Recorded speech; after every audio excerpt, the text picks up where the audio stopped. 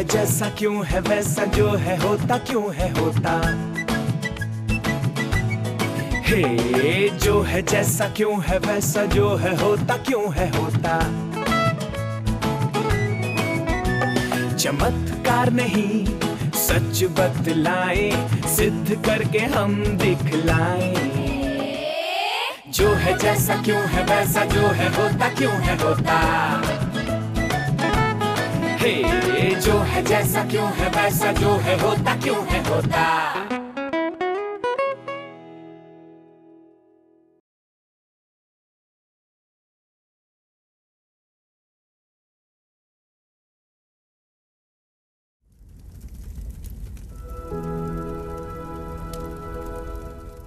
सत्रहवीं सदी ये वो दौर था जब किमियागरी और उससे जुड़ी अवधारणाएं निराधार साबित हो गई।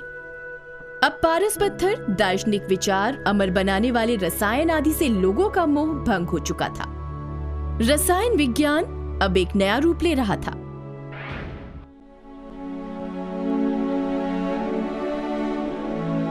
सत्रहवीं सदी ये वो दौर था जब कीमियागरी और उससे जुड़ी अवधारणाएं धीरे धीरे निराधार साबित होती चली गईं। रसायन विज्ञान धीरे धीरे पर्यवेक्षण विज्ञान से मापन विज्ञान में बदल रहा था। इस कार्य में फ्रांसीसी वैज्ञानिक लेवोजियर की अहम भूमिका थी। लेवोजियर ने सन 1789 में 33 तत्वों की एक तालिका बनाई थी, लेकिन ये तालिका कुछ तत्वों की परिभाषा पर सही साबित नहीं हो पाई। उनकी सूची में चूना, एल्यूमिना और सिलिका तत्वों की कतार में शामिल थे, लेकिन आगे चलकर इन्हें यौगिकों में शामिल किया गया। वैसे लेवोजियर के किए प्रयासों ने तत्वों को वर्गीकृत करने के लिए आधार प्रदान जरूर किया था। जरा सोचिए, मानव सभ्यता ने चीजें व्यवस्थित रखना कब शुरू किया होगा? व्यवस्था से मतलब वस्तुएं या कोई चीज इस तरह रखी जाए जिससे उस वस्तु को खोजने या इस्तेमाल करने में आसानी हो। जैसे कि हमारे पास यहाँ अनेक मसाले रखे हुए हैं और मैं उन्हें एक जार में मिलाने जा रही हूँ। मैंने इलायची डाला, फिर दालचीनी, थोड़ी हल्दी, कुछ अन्य मसाले। अब मैं मसालदानी में अलग अलग मसाले न रखकर एक ही डिब्बे में मिलाने जा रही हूँ। तो ऐसा करते हैं। और अब यदि मुझे इलायची वाली चाय पीनी हो तो फिर अच्छी खासी मशक्कत करनी पड़ेगी। ऐसा ही रसायन विज्ञान में हुआ। यहाँ भी बढ़ते तत्वों को व्यवस्थित रखने के प्रयास हुए। सन 1817 जर्मन रसायनज्ञ वुल्फगांग डॉबेराइनर तत्वों की आवर्त सारणी के विकास में जुटे थे। उन्होंने समान गुण वाले तत्वों को 3-3 के समूहों में व्यवस्थित किया। इन समूहों को उन्होंने त्रिक यानी ट्राइड कहा। त्रिक के तीनों तत्वों को उनके परमाणु द्रव्यमान के बढ़ते क्रम में रखने पर उन्होंने पाया कि बीच वाले तत्व का परमाणु द्रव्यमान अपने आसपास के तत्वों के परमाणु द्रव्यमान का लगभग औसत था। उन्होंने लिथियम, सोडियम और पोटेशियम का एक त्रिक बनाया। लिथियम का परमाणु भार 7, सोडियम का 23 और पोटेशियम का 39। जब लिथियम के परमाणु भार को पोटेशियम के परमाणु भार के साथ जोड़कर आधा किया गया तो सोडियम का परमाणु भार आया। इसी तरह उन्होंने क्लोरीन, ब्रोमीन और आयोडीन का एक त्रिक बनाया। क्लोरीन का परमाणु भार 35, ब्रोमीन का 80 और आयोडीन का 127। क्लोरीन और आयोडीन के परमाणु भार का औसत 81 आया, जो ब्रोमीन के परमाणु भार के लगभग बराबर था। उन्होंने इस तरह और भी कई तत्वों का त्रिक बनाया, लेकिन उनका यह नियम केवल कुछ तत्वों पर ही सही साबित हुआ। इसलिए उनके इस सिद्धांत को व्यापक मान्यता नहीं मिल पाई। तत्वों के वर्गीकरण के प्रयासों का सिलसिला चलता रहा और आवर्त सारणी भी धीरे धीरे उन्नत रूप में ढलने लगी। इन्हीं प्रयासों में फ्रांसीसी भूगर्भ शास्त्री AEBD चैनकोर्टोइस का प्रयास काफी चर्चा में रहा। उन्होंने तत्वों को उनके बढ़ते हुए परमाणु भार के क्रम में व्यवस्थित किया और तत्वों की एक वृत्ताकार सारणी बनाई, जिसमें उन्होंने तत्वों के गुणों में आवर्ती पुनरावृत्ति को दिखाया। लेकिन उनके इस प्रयास को व्यापक रूप से सराहा नहीं गया। सन 1866 जब अंग्रेज रसायनज्ञ जॉन अलेक्जेंडर न्यूलैंड्स ने तत्वों को उनके बढ़ते हुए परमाणु भार के क्रम में व्यवस्थित करना शुरू किया, तो पाया कि प्रत्येक 8वें तत्व के गुण पहले तत्व के गुण के समान थे। ये संबंध उसी प्रकार का था जैसा संगीत के 8वें सुर का संबंध पहले सुर के साथ होता है। न्यूलैंड्स ने इसे अष्टक का सिद्धांत कहा। न्यूलैंड्स के अष्टक में सोडियम और पोटेशियम के गुण समान थे, क्योंकि पोटेशियम सोडियम के बाद का 8वां तत्व था। लेकिन आगे चलकर जब नए भारी तत्वों की खोज हुई, तो न्यूलैंड्स के अष्टक सिद्धांत से वो मेल नहीं खा पाए। इस तरह न्यूलैंड्स अष्टक सिद्धांत केवल हल्के तत्वों पर ही सही साबित हो पाया। हे जो है जैसा क्यों है वैसा, जो है होता क्यों है होता।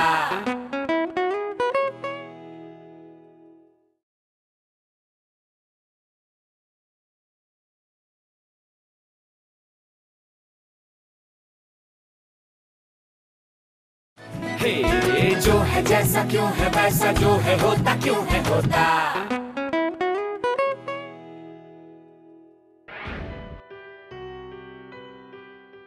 अब तत्वों की संख्या बढ़ने लगी थी। उन्हें वृत्ताकार या फिर किसी साधारण सारणी में रखना मुश्किल होने लगा था।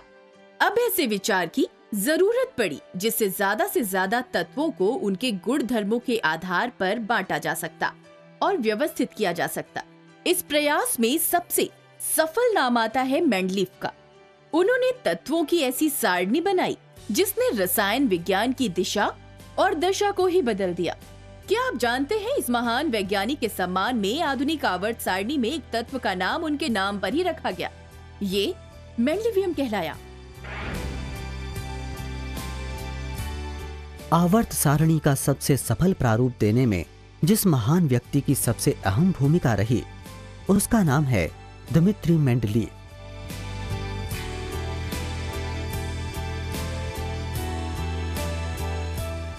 दिमित्री मेंडलीव ने जब अपना कार्य आरंभ किया, तब तक 63 तत्वों का पता चल चुका था।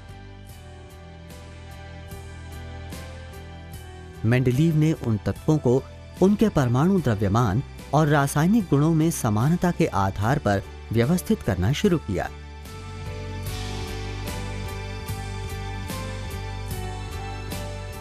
इसके लिए उन्होंने 63 कार्ड लिए और हर एक कार्ड पर अलग अलग तत्व के गुणों को लिखा। जब उन्होंने समान गुणों वाले तत्वों को व्यवस्थित करना शुरू किया, तो देखा कि ये तत्व परमाणु द्रव्यमान के बढ़ते क्रम में व्यवस्थित हो गए। लेकिन कुछ स्थानों पर मेंडलीव ने उच्च परमाणु द्रव्यमान वाले तत्वों को निम्न परमाणु द्रव्यमान वाले तत्व से पहले रखा। क्रम उलटने का उद्देश्य समान गुण वाले तत्वों को एक साथ रखना था। इसी तरह प्रकृति में साथ साथ पाए जाने के कारण जिंक और कैडमियम को एक साथ रखा। कार्ड को व्यवस्थित करते समय मेंडलीव ने यह भी देखा कि समान भौतिक और रासायनिक गुणों वाले विभिन्न तत्व एक निश्चित अंतराल के बाद फिर आ जाते थे। इस बारंबारता को उन्होंने अपनी किताब प्रिंसिपल्स ऑफ केमिस्ट्री में आवर्तता कहा। मेंडलीव ने प्रकृति में प्रचुर मात्रा में पाए जाने वाले अधिकांश तत्वों को कम भार वाला बताया। मेंडलीव की आवर्त सारणी की सबसे बड़ी उपलब्धि ये रही कि उन्होंने ऐसे तत्वों की भी भविष्यवाणी कर दी थी जिनकी उस समय तक खोज भी नहीं हुई थी। जब मेंडलीव की आवर्त सारणी प्रकाशित हुई थी, तभी गैलियम, जर्मेनियम और स्कैंडियम के बारे में कोई जानता भी नहीं था। मेंडलीव ने उन तत्वों के लिए खाली स्थान छोड़ दिया था और उन तत्वों के परमाणु भार और रासायनिक गुणों तक की भी भविष्यवाणी कर दी थी।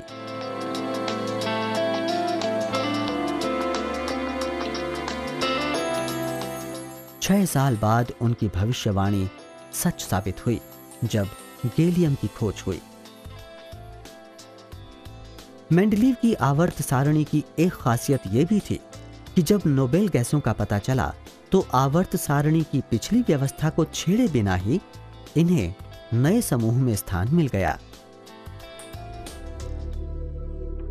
लेकिन बाद में मेंडलीव की आवर्त सारणी कुछ कसौटियों पर खरी नहीं उतरी। वे अपनी आवर्त सारणी में हाइड्रोजन को सही स्थान नहीं दे पाए। उन्होंने एल्कली धातुओं और कॉपर, चांदी, सोना जैसी अलग अलग गुणों वाली धातुओं को एक साथ रखा था, जो उनकी आवर्त सारणी की एक कमी थी। मेंडलीव की आवर्त सारणी तैयार होने के काफी समय बाद समस्थानिकों यानी आइसोटोप्स का पता चल पाया था। इसलिए उनकी आवर्त सारणी में आइसोटोप के लिए भी कोई अलग स्थान नहीं था। बहरहाल, मेंडलीव की आवर्त सारणी रसायन विज्ञान के क्षेत्र में मील का पत्थर साबित हुई। आवर्त सारणी निर्माण को दिशा देने वाले इस महान वैज्ञानिक के सम्मान में तत्व संख्या 101 का नाम मेंडलेवियम रखा गया।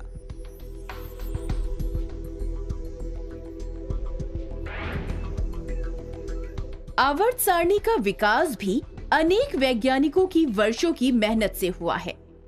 लेकिन जैसा कि विज्ञान सदैव सुधार की ओर अग्रसर होता है, इसलिए मेंडलीव की आवर्त सारणी में भी संशोधन हुए। सन 1913 भौतिकी वैज्ञानिक हेनरी मोजले ने मेंडलीव के दिए आवर्त नियम में संशोधन करते हुए कहा कि तत्वों के भौतिक तथा रासायनिक गुण उनकी परमाणु संख्या से संबंधित होते हैं। परमाणु संख्या उस परमाणु के नाभिक में स्थित प्रोटॉन्स की संख्या बताती है। एक तत्व से दूसरे तत्व तक बढ़ने पर परमाणु संख्या में 1 की बढ़ोतरी होती है। इस तरह तत्वों को उनकी बढ़ती परमाणु संख्या में व्यवस्थित करने पर जो वर्गीकरण मिला, उसे आधुनिक आवर्त सारणी यानी मॉडर्न पीरियोडिक टेबल कहा गया। आधुनिक आवर्त सारणी में 18 ऊर्ध्व स्तंभों को वर्ग और 7 क्षैतिज पंक्तियों को आवर्त कहा जाता है।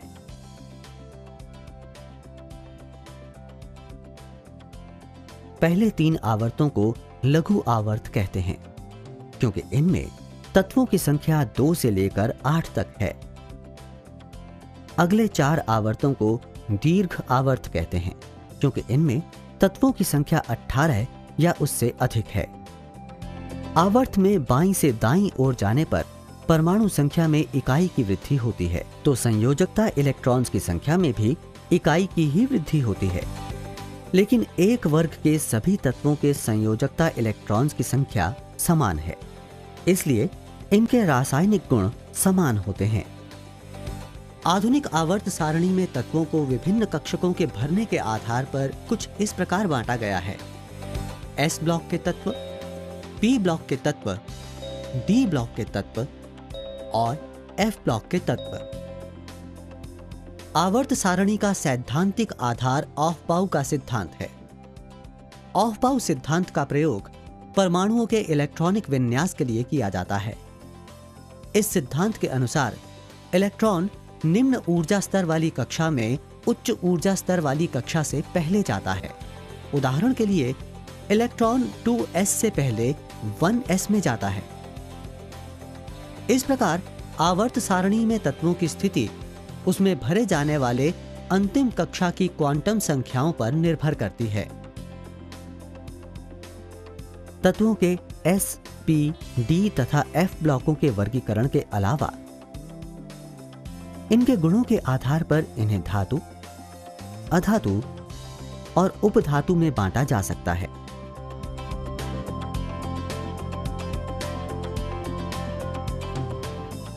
अभी तक पता चल चुके तत्वों में 78% से अधिक संख्या धातुओं की है, जो आवर्त सारणी की बाईं ओर स्थित हैं, जबकि अधातुएं आवर्त सारणी के दाईं ओर स्थित हैं। आवर्त सारणी में टेढ़ी मेढ़ी रेखा धातुओं को अधातुओं से अलग करती है। इस रेखा पर आने वाले तत्व boron, silicon, germanium, arsenic, antimony, tellurium एवं पोलोनियम धातुओं और अधातुओं दोनों के गुण रखते हैं, इसलिए इन्हें अर्धधातु या उपधातु भी कहते हैं।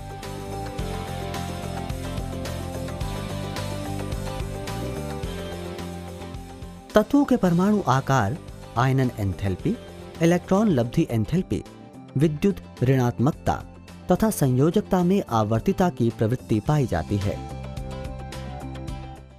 परमाणु त्रिज्या आवर्त में बाईं ओर से दाईं ओर जाने पर घटती है और वर्ग में परमाणु क्रमांक बढ़ने पर बढ़ती है। आयनन एंथैल्पी प्रायः आवर्त में परमाणु क्रमांक बढ़ने पर बढ़ती है तथा वर्ग में नीचे जाने पर घटती है। विद्युत ऋणात्मकता भी आवर्त में परमाणु क्रमांक बढ़ने पर बढ़ती है और वर्ग में नीचे जाने पर घटती है। इलेक्ट्रॉन लब्धि एंथैल्पी साधारणतया आवर्त में दाईं ओर चलने पर और अधिक ऋणात्मक तथा वर्ग में नीचे जाने पर कम ऋणात्मक होती है। हे जो है जैसा क्यों है वैसा जो है होता क्यों है होता।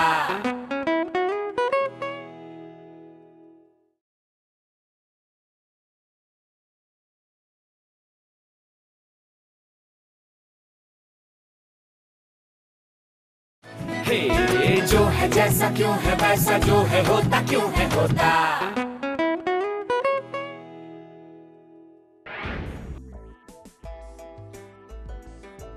वैसे अभी भी वैज्ञानिक नए नए तत्वों की कृत्रिम रचना और उनकी आवर्त सारणी में उचित स्थानों के चुनाव के प्रयास में हैं। आवर्त सारणी ने तत्वों का वर्गीकरण कर रसायन विज्ञान को आसान बनाने में अहम भूमिका निभाई है। आवर्त सारणी न होती तो इतने सारे तत्वों और उनके यौगिकों का अध्ययन कर पाना बेहद कठिन होता। 21वीं सदी। आज हमें 118 तत्वों के बारे में पता चल चुका है।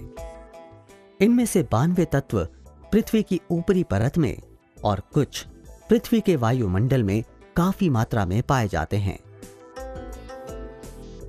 कुछ तत्व ऐसे हैं जो प्रकृति में नहीं पाए जाते।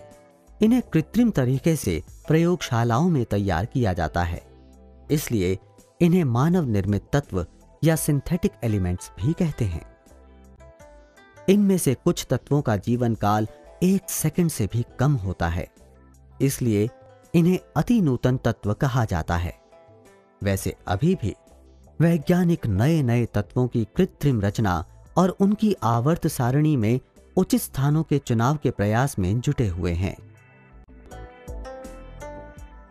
आवर्त सारणी ने तत्वों का वर्गीकरण कर रसायन विज्ञान को सरल और सुगम बनाने में अहम भूमिका निभाई है। आवर्त सारणी ना होती तो इतने सारे तत्वों और उनके यौगिकों का अध्ययन कर पाना बेहद कठिन होता।